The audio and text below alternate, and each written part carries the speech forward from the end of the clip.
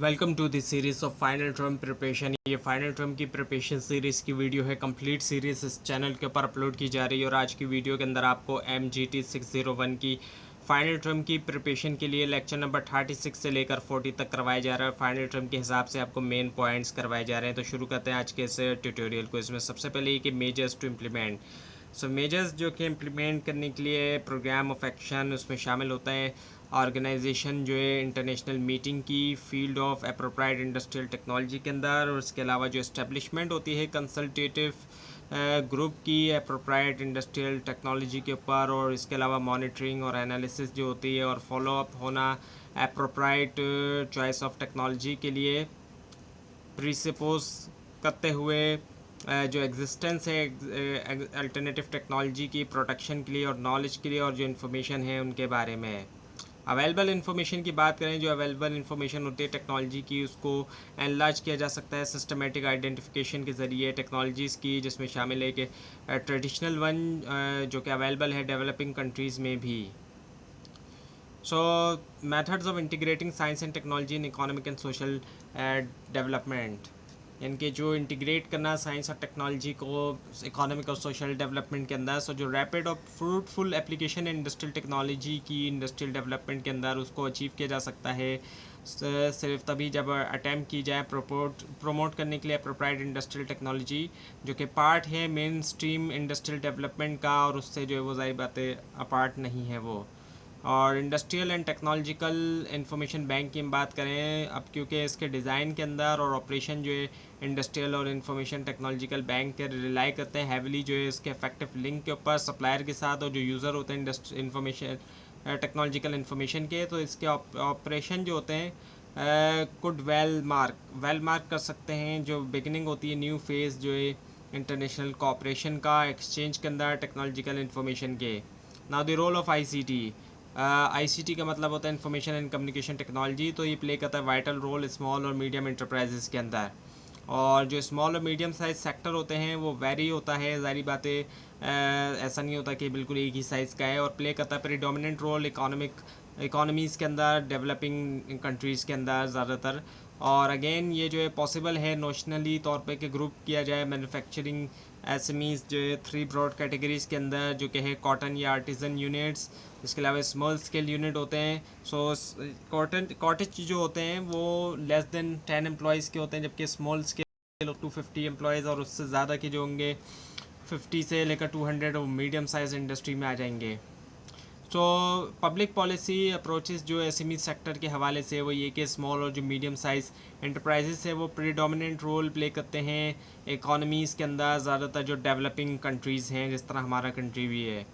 Commonly seen जो assistant programme है, जो कुछ कॉमनली सीन असिस्टेंट प्रोग्राम जो है इम्प्लीमेंटेड हैं वाइडली वेरिंग डिग्री के साथ एफिशिएंसी की, और जो सक्सेस रिलेट करती है इस्टेब्लिशमेंट के साथ किसकी इंस्टीट्यूशनल सपोर्ट इंफ्रास्ट्रक्चर और जो फिज़िकल इंफ्रास्ट्रक्चर फैसिलिटीज़ है। इनिशिएटिव जो होता है फाइनेंसिंग की फील्ड के अंदर वो, और जो एंटरप्रेन्योरियल डेवलपमेंट प्रोग्राम है एंड सो ऑन। जो लिस्ट है एक्सपोर्ट की SMEs से डेवलपिंग कंट्रीज़ के अंदर, जो प्रोडक्ट है SMEs की वो फाइंड करती है वे कि एक्सपोर्ट किया जाए मार्केट को 3 डिफरेंट चैनल्स के थ्रू, जिसमें डायरेक्ट एक्सपोर्ट आ जाती है, इनडायरेक्ट एक्सपोर्ट होती है एजेंसीज़ के ज़रिए, और जो कि एक्ट करती है मिडिल मैन के थ्रू। और उसके अलावा फ़िज़िकल इनकॉर्पोरेशन होती है SMEs की रिलेशनशिप एक्सपोर्ट डेवलपमेंट के दरमियान। सर्कमस्टेंसेस के अंदर SME इंजॉय करते हैं कुछ एडवांटेज फ्लेक्सिबिलिटी के अंदर, और इन जनरल ये सफ़र करते हैं स्ट्रक्चरल हैंडीकैप से उनके ऑपरेशन के अंदर, जो कि आते हैं स्मॉल साइज़ से, पार्टिकुलरली जहाँ पर एक्सपोर्ट जो है कंसर्न है। और प्रॉब्लम जो कि फेस करता है SMEs डेवलपिंग कंट्री में टिपिकली शामिल ये होता है कि उनके पास स्केर्सिटी होती है कैपिटल इजीली अवेलेबल नहीं होता, ज़ाहिर बात है, और लिमिटेड और इनएडिकेट एक्सेस होता है। जो इंस्टीट्यूशनल क्रेडिट मार्केट होती है वहाँ तक एक्सेस आसान नहीं होता, एक तो इनइक्वल भी होता है, बराबरी नहीं होती, और उसके अलावा लिमिटेड भी होता है। इसके अलावा इरेगुलर एक्सेस होता है डोमेस्टिक और जो इम्पोर्टेड इनपुट कपल्ड होते हैं, और जाहिर बात है वो हाई कॉस्ट चार्ज की जा रही होती है, और इनएडिकेट इंफ्रास्ट्रक्चर फैसिलिटी है, और वीक मैनेजरियल और टेक्निकल स्किल्स होते हैं। सो स्ट्रेटजी जो है डेवलपमेंट के लिए एक्सपोर्ट की अगर हम देखते हैं एसएमई से, तो आज जो है एक्सपोर्ट प्रमोशन जो है जनरल बाय मोस्ट जो है ये by most of the developing countries और पार्टिकुलरली बाय एसएमईज ये जो है आसान नहीं है। और ये ट्रू है बहुत से रीज़न की वजह से। पहला ये कि जो प्रोडक्ट अवेलेबल होती है डेवलपिंग कंट्रीज़ में वो जनरली तौर पे जानी जाती है इंटरनेशनल मार्केट में, और डिस्कवरी जो न्यू प्रोडक्ट कैपेबिलिटी होती है वो मुमकिन तौर पे ऐसे रेगुलर नहीं होती और ना फ्रीक्वेंट है।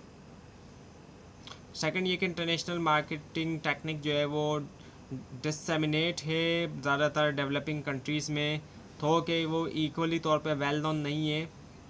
और थर्ड ये कि जैसे ही डेवलपिंग कंट्रीज़ पेनिट्रेट करते हैं वर्ल्ड मार्केट में, तो जो बाकी कंट्रीज़ होते हैं उनका रास्ता मुश्किल होता चला जाता है और कंपटीशन बहुत ज़्यादा बढ़ भी जाता है। फाइनली ये कि इंटरनेशनल मार्केट जो है वो लेस ओपन होती है मैन्युफैक्चर्ड प्रोडक्ट के लिए जो डेवलपिंग कंट्रीज़ होते हैं, ये भी चीज़ है।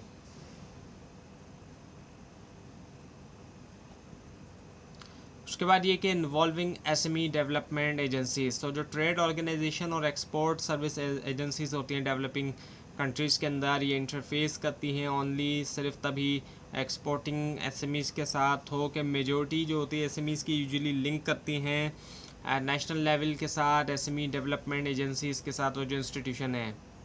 Now the world trade organization जो कि WTO है, जो एमरजेंस है वर्ल्ड ट्रेड ऑर्गेनाइजेशन का 1995 में हुआ है। नतीजा था यूरोग्वे राउंड ऑफ नेगोशिएशन का गैट के, और गैट जो कि प्रेसिडर था WTO का, इसको इस्टेब्लिश किया गया 23 कंट्रीज़ ने 1948 के अंदर, जिसने लिबरलाइज़ किया ट्रेड को भी और एक एनवायरनमेंट क्रिएट किया जिसने इनेबल किया एवोल्यूशन WTO का, जो कि ज़ाहिर बात है बहुत वाइडर है कंपेयर टू गैट। गैट जो है वो नैरो था जबकि ये वाइडर है। सो WTO की मिनिस्ट्रियल कॉन्फ्रेंसेस की बात करें तो जो पहली कॉन्फ्रेंस हुई वो सिंगापुर में 1996 के अंदर हुई, और जो सेकंड हुई वो जेनेवा में हुई और इम्प्लीमेंटेशन इश्यूज़ के ऊपर हुई। और इसके अलावा थर्ड हुई सीटल के अंदर, डिस्टर्ब हुई वायलेंट प्रोटेस्ट की वजह से, एंटी ग्लोबलाइजेशन ऑर्गेनाइजेशन की वजह से। और फोर्थ जो मिनिस्ट्रियल कॉन्फ्रेंस हुई दोहा में हुई 2001 के अंदर, एग्री किया गया कि लॉन्च किया जाएगा new round of talk Doha development agenda के अंडर। और फिफ्थ मिनिस्ट्रियल हुई कैनकम मैक्सिको के अंदर 10 to 14 सितंबर 2003 के अंदर।